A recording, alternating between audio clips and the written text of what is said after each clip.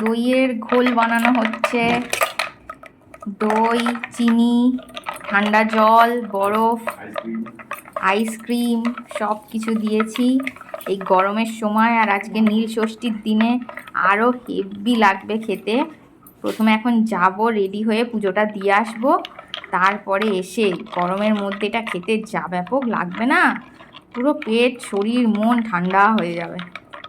তো এখন বানিয়ে রেখে দিচ্ছি তাই জন্য।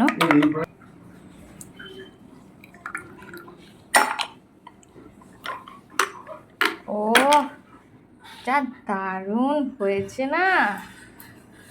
নীল ষষ্ঠীর দিনে পুজো দিয়ে চলে এসেছি, তো আগেই এই দইয়ের ঘোলটা বানিয়ে রেখে গেছিলাম।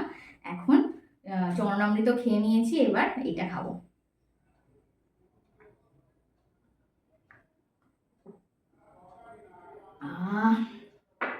গরমের মধ্যে এই ঠান্ডা ঠান্ডা ঘোল যা লাগছে না, পুরো শরীরটা ঠান্ডা হয়ে গেল।